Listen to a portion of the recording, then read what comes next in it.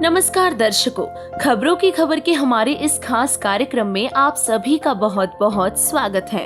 तो आज के इस वीडियो में हम आपको छठ पूजा की विशेषता बताएंगे। दर्शकों, आप जी को हर प्रकार की जानकारी देना हमारा कर्तव्य है और इसीलिए आज छठ पूजा से संबंधित पूरी जानकारी हम आपके सामने रखने वाले हैं। छठ पूजा षष्ठी पूजा का पर्व कार्तिक शुक्ल पक्ष के षष्ठी को हिंदुओं द्वारा मनाया जाता है और ये पर्व साल में 2 बार आता है, एक चैत मास में और दूसरा कार्तिक मास के शुक्ल पक्ष में। छठ पूजा भारत का विशेष पर्व है जो वैदिक काल से मनाया जाता रहा है, परंतु भारत के बिहार राज्य में ये पर्व खास तौर से मनाया जाता है। ऐसा माना जाता है कि यह पर्व बिहार के लोगों का सबसे बड़ा पर्व है और बिहार में ये पर्व बहुत ही धूमधाम से मनाया जाता है। माना जाता है कि 4 दिन तक मनाए जाने वाले इस पर्व के पहले दिन सेंधा नमक और घी से बने अरवा चावल और कद्दू की सब्जी प्रसाद रूप में ग्रहण की जाती है और फिर दूसरे दिन उपवास रखा जाता है जिसमें अन्न व जल का त्याग करना होता है और संध्या के समय में खीर बनाकर पूजा की जाती है और फिर खीर का प्रसाद ग्रहण किया जाता है और व्रत खोला जाता है। तीसरे दिन डूबते सूर्य को दूध चढ़ाते व अर्पण करते हैं और अंतिम दिन उगते हुए सूर्य को जल चढ़ाते हैं और इस तरह 4 दिन तक छठ पूजा मनाई जाती है।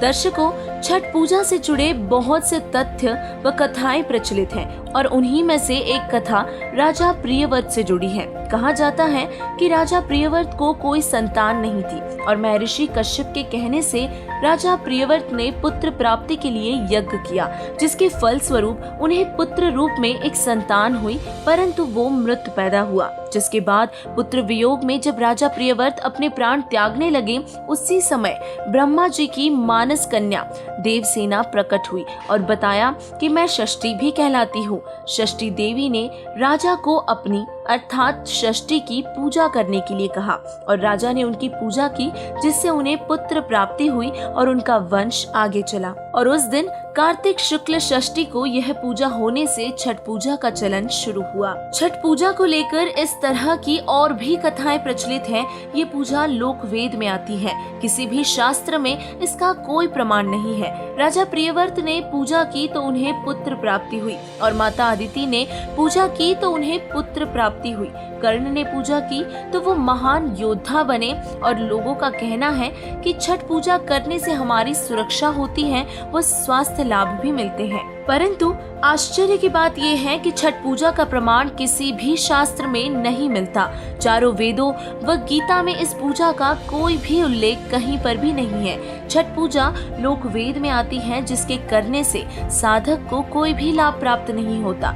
यदि छठ पूजा करने से आयु लंबी होती है और व्यक्ति स्वस्थ रहता है, तो छठ पूजा करने वाले साधक जो बेमौत मारे जाते हैं, उनकी रक्षा आखिर क्यों नहीं होती। रीति रिवाजों के अनुसार मनाए जाने वाले छठ पूजा का यह पर्व शास्त्रों से बहुत दूर है। हिंदू धर्म के पवित्र शास्त्र, पवित्र चारों वेद व श्रीमद् भगवत गीता जी छठ पूजा करने का समर्थन नहीं करते, जिसे स्पष्ट होता है कि छठ पूजा करने से साधक को कोई लाभ नहीं हो सकता। छठ पूजा का कोई आधार नहीं है और ऐसे निराधार पूजा करने से हम परमात्मा प्राप्ति नहीं कर सकते। शास्त्रों के अनुसार साधना करने से ही साधक को सर्व लाभ प्राप्त होते हैं और पूर्ण मोक्ष के साथ साथ पूर्ण परमात्मा की भी प्राप्ति होती है। श्रीमद् भगवत गीता जी में निर्देश दिया गया है कि तत्वदर्शी संत की शरण में जाओ और उनसे तत्व ज्ञान प्राप्त करके सद्भक्ति करो, जिसके बाद ही आपको परम शांति व शाश्वत स्थान की प्राप्ति होगी। ऐसे में अब प्रश्न ये उठता है कि तत्वदर्शी संत को खोजे कैसे और कैसे पहचान पाएंगे कि तत्वदर्शी संत कौन है। गीता जी के अध्याय 15 के श्लोक 1 में तत्वदर्शी संत की पहचान बताई गई है, जो वर्तमान में मौजूद जगत गुरु तत्वदर्शी संत रामपाल जी महाराज जी पर फिट होती है। संत रामपाल जी महाराज जी ही वो तत्वदर्शी संत हैं जिनके बारे में गीता जी अध्याय 15 के श्लोक 1 में वर्णन है। यही वो पूर्ण संत है जो शास्त्रों के अनुसार सद्भक्ति व साधना बताते हैं और जिससे साधक पूर्ण मोक्ष का अधिकारी बन जाता है और परम शांति प्राप्त करता है। अन्य देवी देवता हमारे कर्मों को नहीं काट सकते, वे साधक का जन्म मरण नहीं मिटा सकते। वे स्वयं नाशवान हैं और जन्म मृत्यु के चक्र में फंसे हैं। केवल और केवल पूर्ण संत तत्वदर्शी संत ही हमें सर्व लाभ व सुख दे सकते हैं। उनके द्वारा बताई गई भक्ति से साधक परमात्मा प्राप्ति करता है।